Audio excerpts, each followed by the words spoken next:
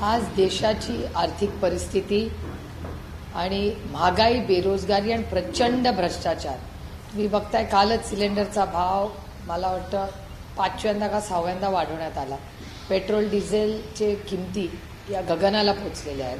त्याचबरोबर नीटमध्ये झालेला प्रचंड भ्रष्टाचार आणि प्रचंड वाढणारी बेरोजगारी, अतिशय महत्त्वाचे आर्थिक प्रश्न ह्याच्यावर चर्चा झाली पाहिजे. मागेही आपण भेटलो होतो तेव्हा मी आवर्जून एका गोष्टीचा उल्लेख केला होता की माननीय प्रधानमंत्र्यांच्या नेतृत्वाखाली एक ऑल पार्टी मीटिंग, देशाची आर्थिक परिस्थिती, जगामध्ये काय होतं आहे ह्याच्यावर एक सविस्तर चर्चा झाली पाहिजे. वारंवार आम्ही मागणी करतोय, पण भारत सरकारकडून काहीही चर्चेला किंवा काही माहिती येत नाही.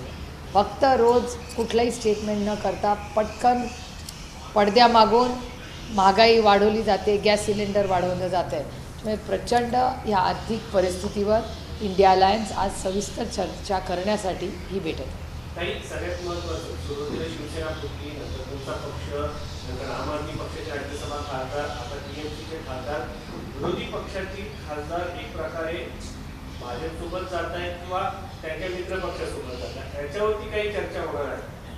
एकतर राष्ट्रवादी काँग्रेस पक्ष फुटला नाही, फोडला. शिवसेना फुटली नाही, फोडण्यात आली. आणि तुम्हाला सगळ्यांना आईस हा शब्द माहिती आहे. उन्हाळा पण खूप वाढलेला आहे, त्याच्यामुळे आईस म्हणजे तुम्ही लिंबू सरबत, आता लिंबू पण महाग झाले, ते पण असं लांबूनच अर्धा ग्लास बघायलाच मिळतं आहे. पण या परिस्थितीमध्ये आईस, इन्कम टॅक्स, CBI, EDचा वापर, गैरवापर हा गेले अनेक वर्ष आपण बघतोय. आणि मी स्वतः, बाकीच्यांचं मी कशाला बघू, मी स्वतः जे अनुभवलं आहे ना, त्याच्यामुळे ज्या परिस्थितीतून आम्ही गेलो आहे ते महाराष्ट्र मॉडेल जे शिवसेनेचं केलं, जे राष्ट्रवादी काँग्रेस पक्षाचं केलं, ते आज तृणमूलमध्ये होताना दिसतंय का अशी भीती आणि चर्चा दबक्या आवाजात आमच्या कानावर येते. मी म्हणजे वर्तमानपत्र असेल किंवा चॅनल्स असतील किंवा अशा काही की तृणमूल काँग्रेसबद्दल समज, गैरसमज, अफवा या पसरवल्या जात आहेत. हे दुर्दैव.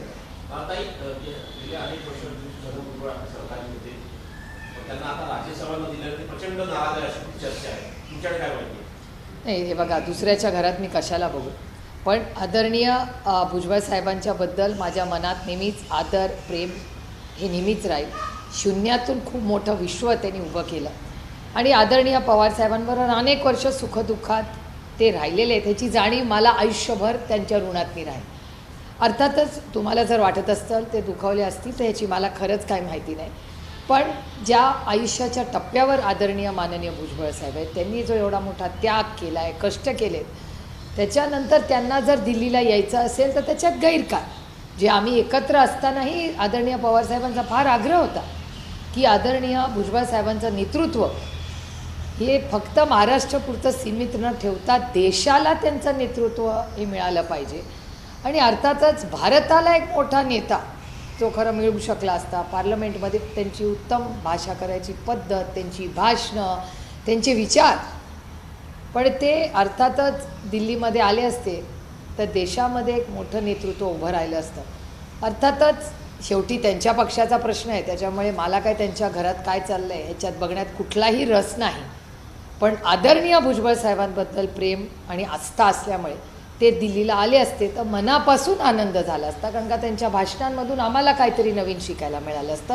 एवढाच त्याचा माझा स्वतःचा स्वार्थ की मला त्याच्यातून काहीतरी त्या पद्धतीने ते अनेक महत्त्वाचे मुद्दे मांडतात, त्याच्यात शिकायला मिळालं असतं काहीतरी. फक्त मला नाही, नवीन अनेक खासदारांना.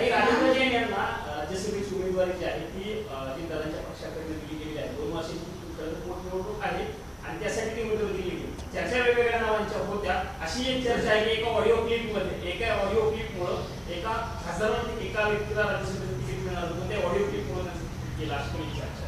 आता ऑडिओ क्लिप वगैरे मला काय माहिती नाही बाबा, कारण तुम्ही काय बोलताय हाच विषय मला माहिती नाही. त्याच्यामुळे कोणाची क्लिप, काय क्लिप, हे काय असं सांगितलं जातं. दादांबद्दल किंवा पवार कुटुंबाबद्दल काही वेगवेगळे शब्द त्यामध्ये वापरले गेले होते. त्यावरून काही पक्षाचे, सध्या असलेल्या पक्षाचे नेते नाराज आहेत असं बोललं जातं. पण ती क्लिप एका व्यक्तीने ती तिथपर्यंत पोहोचली होती. हे बघा, क्लिप आहे का नाही मला माहिती नाही, त्याच्यामुळे मी ऐकलेली माहिती नाही. आता समाज माध्यमात काही चर्चा असेल आणि तुमच्याकडे ती काही क्लिप असेल तर ती आम्हाला ऐकवावी, मग आम्ही तुम्हाला खरं काय सांगू. आता ऐकीव बातम्यांवर कसं माणसाने बोलायचं आणि कोणाचं तिकीट का कापलं, कुठली क्लिप, याची खरंच मला माहिती नाही. पण इंडिया आघाडीच्या बैठकीच्या पहिलेच मॅम पोस्टर्स लागलेत राजधानीमध्ये, जिथे खास करून शरद पवार यांचा फोटो पण लावला गेलाय आणि तो जे एक त्यांचा संवाद होता सांगितलेला की राहुल गांधीमध्ये कन्सिस्टन्सी नाहीये, तो एक लिहिला गेला आणि हे सांगण्यात आलंय की इंडिया आघाडीमध्येच एकता नाहीये, तर हे एकत्र येऊन काय लागणार. बघा, अर्थातच आमच्या विरोधकांनीच ते लावले असतील ना. आणि जर खरंच आपण कुणाबद्दल बोलतो, जेव्हा एखादं नाणं मार्केटमध्ये चालतं त्याच्यावर टीका कुणावर करतो, त्याचं काहीतरी मार्केटमध्ये चालतंच ना. एकीकडे आमचे विरोधक म्हणतात आमचं काही राहिलंच नाही आणि दुसरीकडे स्वतःचे पैसे खर्च करून आमच्या विरोधात पोस्टर लावतात. याच्यातच आमचं यश दिसतं ना. याला एक आणखी एक जोडून प्रश्न असा आहे की कॉक्रोच जनता पार्टीचं नुकतंच आंदोलन झालं दिल्लीमध्ये, कुठेतरी विरोधकांना यातून एक नुकसान होईल असं वाटतं का? कारण त्या आंदोलनाचा मुख्य मुद्दा वेगळा होता, ते भरकटलं गेलं. तुम्ही कॉक्रोच जनता पार्टीच्या आंदोलनाकडे कसं पाहता आणि इंडिया आघाडीत चर्चा होईल त्या? दोन गोष्टी आहेत, ह्याचे दोन पैलू आहेत. एक तर कॉक्रोच जनता पार्टी, याचं मी अर्थातच स्वागत करीन, कारण का एका सशक्त लोकतंत्रामध्ये कोणी पक्ष काढायचा, विरोधात जायचा, सत्तेत जायचा प्रत्येकाचा अंतर्गत प्रश्न आहे. त्याच्यामुळे लोकशाहीसाठी एखादा नवीन पक्ष होता तर त्याच्यात गैर काय, तो अधिकार आहे त्यांचा. आणि अशा गोष्टींना आपण सगळ्यांनी स्वागत केलं पाहिजे आणि नवीन पिढीला प्रोत्साहित केलं पाहिजे. आणि दुसरीकडे की आमचा तो आमच्याबरोबरचे त्यांच्याबरोबर हा विषय नाही, पण त्याच्यातून एक गोष्ट नक्की निष्पन्न झाली की आर्थिक अस्वस्थता, महागाई, बेरोजगारी आणि भ्रष्टाचार ह्या तीन गोष्टीची खतखत या शेवटच्या माणसापर्यंत समाजात काश्मीर टू कन्याकुमारी आहे का, तर आहे. हे कॉक्रोच जनता पार्टीनी दाखवून दिलं. त्याला कुठल्याही सर्वेची गरज राहिलेली नाही. मला विचाराल तर याची चिंता सत्ताधाऱ्यांनी केली पाहिजे. याचं कारण जी गोष्ट आम्ही वारंवार बोलत आलेलो आहोत ती या कॉक्रोच जनता पार्टीचे जे मेंबरशिप आहे, त्यांची जी भाषणं आहेत, त्याच्यात नवीन पिढीने मांडलेले जे मुद्दे आहेत ते त्याच्यात दिसून येतात. काही शिवसेना इंडिया आघाडीमध्ये आहे, एवढा मोठा विषय आहे, मात्र त्यांचे एकही प्रतिनिधी दिल्लीमध्ये आलेले नाहीये. इतकी सिरियसली इंडिया आघाडीला घेत नाही की जनतेच्या प्रश्नांना घेत नाही. नाही, माननीय उद्धवजी हे झूमनी जॉईन करणार आहेत. काल माझं राऊत साहेबांशी सविस्तर बोलणंही या विषयाबद्दल झालं. राऊत साहेबांना आज त्यांचे काही कौटुंबिक कार्यक्रम असल्यामुळे आजची तारीख त्यांना येऊ शकले असते. अरविंद सावंत येऊ शकले असते. एरवी ते मुख्यमंत्री असताना त्यांना ऑनलाईन मुख्यमंत्री म्हटलं गेलं. आताही जेव्हा इंडिया आघाडीचे म्हणजे मुलं विद्यार्थी रस्त्यावर उतरत आहेत, जंतर मंतरवरती आंदोलन करतायत आणि उद्धव ठाकरे यांच्या पक्षाचे एकही नेता दिल्लीमध्ये नाही, आदित्य ठाकरे येऊ शकले नसते.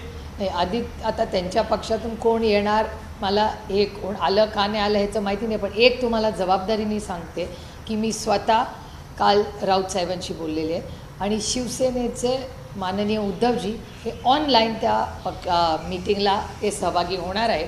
आणि सातत्याने काँग्रेसशी आणि त्यांच्या वरिष्ठ नेत्यांशी जेव्हा दिल्लीला येतात तेव्हा ठाकरे कुटुंब तर भेटतंच, पण संजय राऊत साहेबांचं आणि राहुल गांधींची हे एक विश्वासाची आणि प्रेमाची मोठी केमिस्ट्री आहे. त्याच्यामुळे फक्त इंडिया अलायन्सच्या मीटिंगला असते त्यांची भेट होत नाही, एरवी पण आठवड्यात 10 दिवसात फोन कॉल किंवा भेटीगाठी या त्यांच्या होतच असतात. मधल्या काळामध्ये त्यांच्या मुख्यमंत्र्यांची जे काही चर्चा झाल्या, खासदार बोलण्याच्या बातम्या येत असतात, रात्रीतून एका पेपरला आलेली बातमी, त्यामुळे कुठेतरी इंडिया आघाडीपासून एक हात दूर एक हात जवळ आणि भाजपपासून एक हात दूर एक हात जवळ अशी काही स्ट्रॅटेजी दिसते. स्ट्रॅटेजी कसली हो? आज देश एवढ्या मोठ्या आर्थिक अडचणीत आहे, कसली स्ट्रॅटेजी? देश वाचलाच तर आपण सगळे वाचू ना. त्याच्यामुळे ही काही स्ट्रॅटेजीची वेळ नाही. आणि शिवसेना सातत्याने, काल तुम्ही दानवे साहेबांना पाहिलं असेल तुमच्याच चॅनलवर, काल ते रस्त्यावर उतरून संभाजीनगरला आंदोलन करत होते. राऊत साहेब तर रोजच तुमच्याशी देशाची आणि आज जे काय हानी होते देशाची आर्थिक, त्याच्यावर रोज अतिशय अभ्यासपूर्ण बोलत असतात. त्याच्यामुळे शिवसेने ऑनलाईन जॉईन होते त्याच्यात फार विचार न करता. आणि तुम्हाला असा का नाही विचार करत, कदाचित त्यांनी मोदीजींची सूचना ऐकली असेल की कटौती करा, सगळे उगाच विमानं घेऊन फिरू नका, आम्ही तर सगळे कमर्शियलनी सत्तेत असू दे विरोधात येतो, पण साधारणपणे तुम्ही बघा आजही माननीय मोदीजी म्हणाले सगळे कमर्शियल द्या. महाराष्ट्रातले सगळे जे कोणी आहेत त्यांनी महाराष्ट्रात हेलिकॉप्टर विमान तर सोडा, त्यांच्या एवढ्या मोठ्या गाड्यांचे ताफे तरी कमी केले आहेत का? म्हणजे माननीय मोदीजी त्यांचे प्रधानमंत्री नाहीत, देशाचे प्रधानमंत्री आहेत. त्यांनी सांगितलं काटकसर करा, पण दुर्दैव आहे महाराष्ट्रात कुठेही ना चार्टर बंद झालेत, ना हेलिकॉप्टर बंद झालेत, ना ताफे कमी झाले. No, let's finish Marathi. Let me finish Marathi. Bachchu Kadu जे आता एकनाथ शिंदेच्या पक्षामध्ये गेलेले आहेत, त्यांनी एक दावा केलेला आहे, त्यांनी असं म्हटलेलं आहे की 2019 साली उद्धव ठाकरे यांच्यासोबत दगाफटका झालेला होता आणि आगामी काळामध्ये शिवसेनेसोबत म्हणजे एकनाथ शिंदेच्या शिवसेनेसोबत असा दगाफटका होण्याची शक्यता नाकारता येत नाही असं त्यांचा विधान बघायला. नाही, मी बच्चू भाऊचं मनापासून आभार मानते की जी गोष्ट उद्धवजींबरोबर झाली त्यांनी अति निर्मल मनाने सत्य आहे हे पुन्हा एकदा देशाला राज्याला सांगितलं. याबद्दल त्यांचे आभार मानते. आणि पुढे काय होईल हे मला सांगता येत नाही, पण दगाफटका अनेक लोकांना झाला ह्याची म्हणजे मी माझ्या डोळ्यासमोर या झालेल्या घटना आहेत. त्याच्यामुळे मला बच्चू भाऊ जे बोलत आहेत ते आम्ही सगळ्यांनी ऐकलेलं आहे, अनुभवले. त्यांनी सांगितलं की इतरांची मुलं केंद्रात जातात, परंतु मला न्याय मिळालेला नाही अजून पण. आणि विस्तार होताना माझ्या नावाचा विचार होईल आणि कबड्डीतले खेळाडू आहेत मुलीबाळातले नाही, त्यामुळे मागे अशी नाराजी असं म्हणाले भुजबळ साहेब. मी मगाशीच म्हणले तसं की भुजबळ साहेब हे महाराष्ट्रातले थोर नेते आहेत. कष्टातून शून्यातून त्यांनी विश्व उभं केलं आहे. आम्हालाही आनंद झाला असता जर भुजबळ साहेब दिल्लीला आले असते. त्यांची भाषणं, त्यांनी केलेलं इतक्या वर्षाचं योगदान आणि त्याच्यातून आमच्यासारख्या पिढीला आणि आमच्या नंतरची पण जी युवा पिढी पार्लमेंटमध्ये येते त्यांनाही मार्गदर्शन झालं असतं. आणि त्याचबरोबर ही भूमिका नाही पण एक देशाला, राज्याला आणि पार्लमेंटला एक मोठा नेत्याचा अनुभव त्याच्यातून आपण सगळे मुकलो. हे दुर्दैव आहे. पण आदरणीय भुजबळ साहेबांना दिल्लीला जावं हे अनेक वेळा स्वतः आदरणीय पवारसाहेबांनीही त्यांना अनंत वेळा विनंती केली होती की भुजबळ साहेबांनी लोकसभा लढावी का मग राज्यसभेवर जावं. आम्ही सगळे एकत्र असताना आदरणीय पवारसाहेबांची अनेक वर्षांची ती इच्छा होती की देशाच्या राजकारणात भुजबळ साहेबांनी यावं. त्याचा दरबारी राजकारण करण्याकडे इशारा आहे, कारण ते आम्ही कबड्डी करतात बुद्धिबळ नाही, म्हणजे ते आता कोण बुद्धिबळ त्यांच्याकडे खेळते आणि कोण कबड्डी हे मला कसं कळणार, कारण का त्यांचा गट वेगळा झालेला आहे आता. त्याच्यामुळे मला माहिती नाही. आणि खरं तर दुसऱ्याच्या घरात मी का बघू. ताई अमृत तटकरे नाराज झाले, साहेबांची भेट घेतली, प्रफुल्ल पटेल नाराज झाले, नंतर छगन भुजबळ नाराज होत आहेत. नक्की काय कशामुळे नाराज होत आहेत, काय नक्की कारणं वाटतात? बताओ, दूसरे के घर में शौक नहीं का, मुझे शौक ही नाही आहे. त्याच्यामुळे त्यांच्याकडे कोण नाराज नाही नाराज तर तुमच्याच चॅनलवरनं कळतं की तटकरे साहेब नाराज आहे असं तुम्ही म्हणताय, मी म्हणत नाही आहे. मग भुजबळ साहेबांचं स्टेटमेंट येतं आहे. त्यामुळे नाराजी आहे का असं चॅनल्स किंवा वर्तमानपत्रात वाचतं. तर आमचे वरिष्ठ नेते, मी त्यांच्यावर अनेक वर्ष काम केलं आहे, मार्गदर्शन केलं आहे, असे नाराज असतील तर अर्थातच माणुसकी म्हणून वाईट वाटतं नाही. शेवटी कधी ना कधी एका ताटात जेवलं, एकत्र काम केलं आहे, त्याच्यामुळे ते नाराज असतील तर वाईटच गोष्ट आहे. पण शेवटी माझा स्वभाव तुम्हाला माहिती आहे, दुसरे के घर में क्यों झाकू मैं.